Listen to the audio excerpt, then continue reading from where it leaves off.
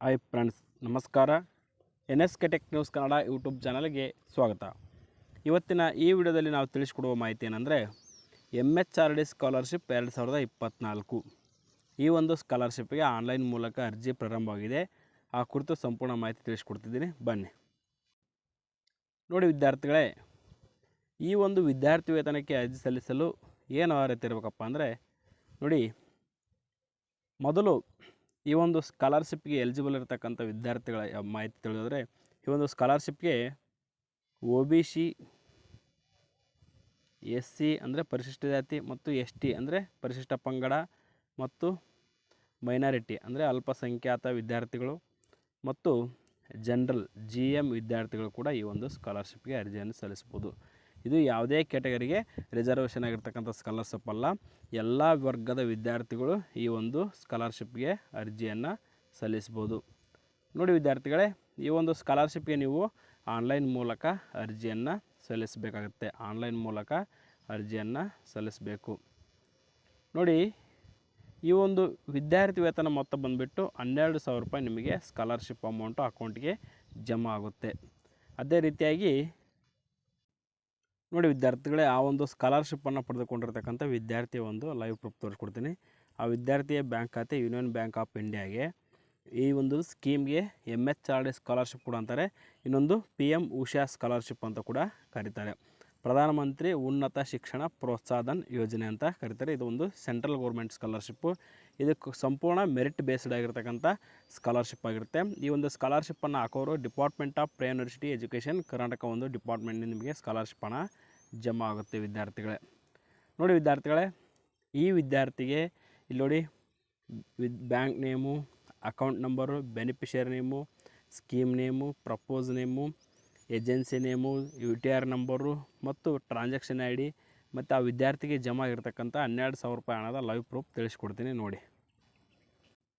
ನೋಡಿ ವಿದ್ಯಾರ್ಥಿಗಳೇ, ಇಲ್ಲಿ bank account number details, bank ಖಾತೆಯಲ್ಲಿರ್ತಕ್ಕಂಥ ವಿದ್ಯಾರ್ಥಿ ಹೆಸರು, ಒಂದು ಬ್ಯಾಂಕ್ ಟ್ರಾನ್ಸಾಕ್ಷನ್ ID, ವಿದ್ಯಾರ್ಥಿ ಖಾತೆಗೆ ಜಮಾ ಆದ 12,000 ರೂಪಾಯಿ ಅಮೌಂಟು ಪೇಮೆಂಟ್ ಸಕ್ಸಸ್ ಆಗಿದೆ. ಅಮೌಂಟ್ ಜಮಾ ಆದ ದಿನಾಂಕ ಫೆಬ್ರವರಿ 28ಕ್ಕೆ ಅಮೌಂಟು ಜಮಾ ಆಗಿದೆ. ಅದೇ ರೀತಿಯಲ್ಲಿ ನೋಡಿ, ಇದು 2024 ಅಂದರೆ ಈ ವರ್ಷ ಜಮಾ ಆಗಿರ್ತಕ್ಕಂಥದ್ದು. 2023 ತೋರಿಸ್ತೀನಿ ನೋಡಿ. ನೋಡಿ ವಿದ್ಯಾರ್ಥಿಗಳೇ, ಈ ವಿದ್ಯಾರ್ಥಿಗೆ ಹಣ ಜಮಾ ಆಗಿರ್ತಕ್ಕಂಥ ಲೈವ್ ಪ್ರೂಫು ನಿಮಗೆ ತಿಳಿಸ್ಕೊಡ್ತಾ ಇದ್ದೀನಿ. ಬನ್ನಿ ಈ ಕುರಿತು ಸಂಪೂರ್ಣ ಮಾಹಿತಿ ತಿಳಿಸ್ಕೊಡ್ತೀನಿ. ಈ ಒಂದು ಸ್ಕಾಲರ್ಶಿಪ್ಪನ್ನು ನೀವು ಆನ್ಲೈನ್ ಮೂಲಕ ಅರ್ಜಿ ಸಲ್ಲಿಸಬೇಕಾದ್ರೆ NSP ಅಂತ ಗೂಗಲಲ್ಲಿ ಸರ್ಚ್ ಮಾಡಿ, ನ್ಯಾಷನಲ್ ಸ್ಕಾಲರ್ಶಿಪ್ ಪೋರ್ಟಲ್ ಅಂತ ಬರುತ್ತೆ. ಇದನ್ನ ಕ್ಲಿಕ್ ಮಾಡಿ.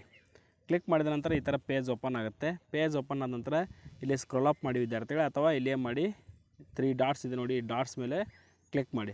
ಕ್ಲಿಕ್ ಮಾಡಿದ ನಂತರ ಇಲ್ಲಿ ಸ್ಕೀಮ್ ಆನ್ NSP ಅಂತ ಇದೆ ನೋಡಿ, ಇದನ್ನ ಕ್ಲಿಕ್ ಮಾಡಿ. ಕ್ಲಿಕ್ ಮಾಡಿದ ನಂತರ ಈ ಥರ ಪೇಜ್ ಓಪನ್ ಆಗುತ್ತೆ. ವೇಟ್ ಮಾಡಿ ಒಂದು ನಿಮಿಷ. ನೋಡಿ ವಿದ್ಯಾರ್ಥಿಗಳು, ಈ ಥರ ಬರ್ತದೆ. ಈ ಪೇಜ್ ಬಂದ ಮೇಲೆ ಇಲ್ಲಿ ಏನು ಮಾಡಿ, ಈ ಕಡೆ ಸ್ಕ್ರೋಲ್ ಅಪ್ ಮಾಡಿ, ಡಿಪಾರ್ಟ್ಮೆಂಟ್ ಆಫ್ ಹೈಯರ್ ಎಜುಕೇಷನ್ ಅಂತಿದೆ ನೋಡಿ, ಇದನ್ನ ಕ್ಲಿಕ್ ಮಾಡಿ. ಕ್ಲಿಕ್ ಮಾಡಿದ ನಂತರ ಇಲ್ಲಿ ಬರ್ತದೆ ನೋಡಿ, central sector scheme of scholarship for college and university student. ನೋಡಿ ವಿದ್ಯಾರ್ಥಿಗಳೇ, PM ಉಷಾ ಸ್ಕಾಲರ್ಶಿಪ್ ಅಂದರೂ ಇದೆ, MHRD ಸ್ಕಾಲರ್ಶಿಪ್ ಅಂದರೂ ಇದೆ, CSSS ಅಂದರೆ CSSS ಸ್ಕಾಲರ್ಶಿಪ್ ಅಂದರೂ ಇದೆ. Central sector scheme of scholarship for college and university student ಅಂತ ಕರೀತಾರೆ. ಈ ಒಂದು ಸ್ಕಾಲರ್ಶಿಪ್ಪನ್ನು ಲಾಸ್ಟ್ ಡೇಟ್ ಬಂದುಬಿಟ್ಟು ಅಕ್ಟೋಬರ್ 31 ಇರ್ತಕ್ಕಂಥದ್ದು. ನೀವು ನೋಡಿ ವಿದ್ಯಾರ್ಥಿಗಳೇ, ಇದ್ರ ಕುರಿತು ತಿಳಿಸ್ಕೊಡ್ತಿದ್ದೀನಿ. ಇಲ್ಲಿ ಸ್ಪೆಸಿಫಿಕಿನ ಬಗ್ಗೆ ಸಂಪೂರ್ಣ ಮಾಹಿತಿ ತಿಳಿಸ್ಕೊಡ್ತೀನಿ. ಮೊದಲು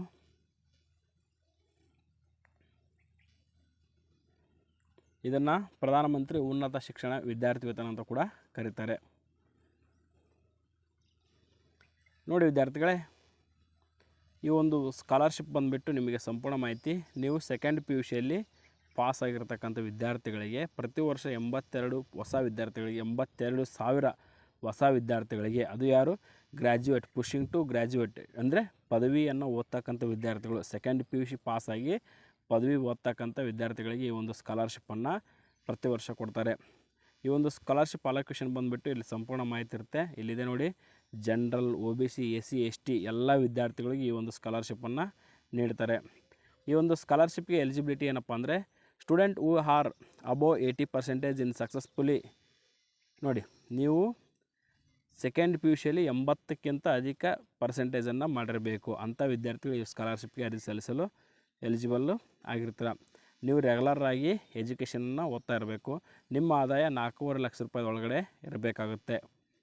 ನೋಡಿ ವಿದ್ಯಾರ್ಥಿಗಳೇ, ಇಲ್ಲಿ ರಿಸರ್ವೇಷನ್ ಅಂತಕ್ಕಂಥದ್ದು 50% ಲೇಡೀಸು ಮತ್ತು 50% ಬಾಯ್ಸ್ಗೆ ಈ ಒಂದು ಸ್ಕಾಲರ್ಶಿಪ್ ರಿಸರ್ವೇಷನನ್ನು ಇಟ್ಟಿರ್ತಾರೆ. ನೀವು ಈ ಸ್ಕಾಲರ್ಶಿಪ್ಗೆ ಅರ್ಜಿ ಹಾಕೋ ಮುನ್ನ ನೀವು ಡಿಜಿಲಾಕರ್ ಅಂತ ಒಂದು ಆ್ಯಪ್ ಇದೆ, ಆ ಆ್ಯಪ್ ಡೌನ್ಲೋಡ್ ಮಾಡಿಕೊಂಡು ಅಲ್ಲಿ ನಿಮ್ಮ ಮಾರ್ಕಸ್ ಕಾರ್ಡು, ಆಧಾರ್ ಕಾರ್ಡು ಎಲ್ಲ ಅಪ್ಡೇಟ್ ಮಾಡಬೇಕು. ಅದು ಆಟೋಮೆಟಿಕ್ಲಿ ಇಲ್ಲಿ NSPಯಲ್ಲಿ ಬಂದುಬಿಡುತ್ತೆ. ನೋಡಿ, ಈ ಒಂದು ಸ್ಕಾಲರ್ಶಿಪ್ ರೇಟ್ ಅಮೌಂಟ್ ಎಷ್ಟಪ್ಪ ಅಂದರೆ first year degree, second year degree, third year degree ಅಂದರೆ 3 ವರ್ಷದ ಪದವಿಗೆ 12,000 ರೂಪಾಯಿ ಕೊಡ್ತಾರೆ.